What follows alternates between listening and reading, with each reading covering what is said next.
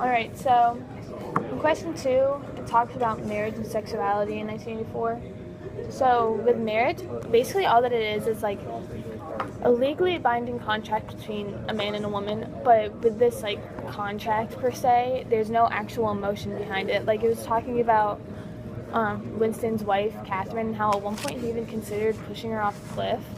And I think if you're actually in love with someone, then you really wouldn't consider pushing them off of a cliff, if I had to guess. And it even said that, like, when they were doing sex, that he didn't really like it all that much, and that he hated the thought of doing it with Catherine. Yeah, they had to plan times to, do their thing, and he didn't even want to do it.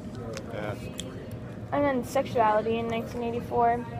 It's basically like if you have emotions for someone or if you like someone, then too bad. Yeah.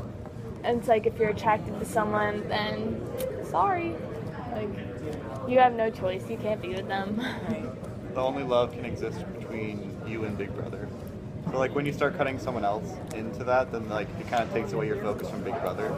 So you can't like fully devote yourself to him.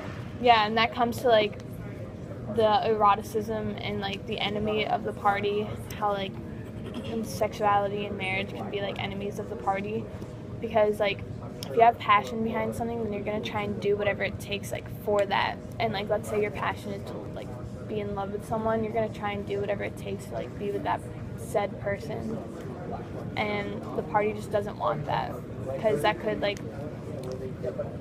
cause rebellion or just like basically like common thought, like you could like it just like stops you from being smart kind of thing. I think I remember in the back of the book, he was talking about how he wanted to make all relationships like kind of built off vile and hatred, and how they wanted to change the relationship between like mother and father. Yeah, how it's interesting how everyone's comrade. Like you don't even have friends, you don't have like aunts, uncles, nieces, nephews, like just you're a comrade. Oh, here it is. You are under the impression that hatred is more exhausting than love. Why should it be? And if it were, what difference would it make? Blah, blah, blah. Life will defeat you. Yeah. Yep.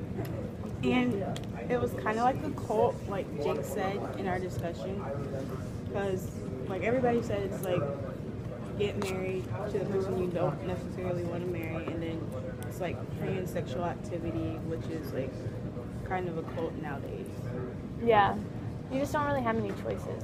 Big Brother decides what you do, when you do it, and how you do it. Yeah, and even if you don't like the person after a period of time, you can't really get divorced. You can be considered separated, but not legally divorced.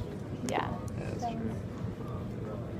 Is there any thoughts on Uh, eroticism?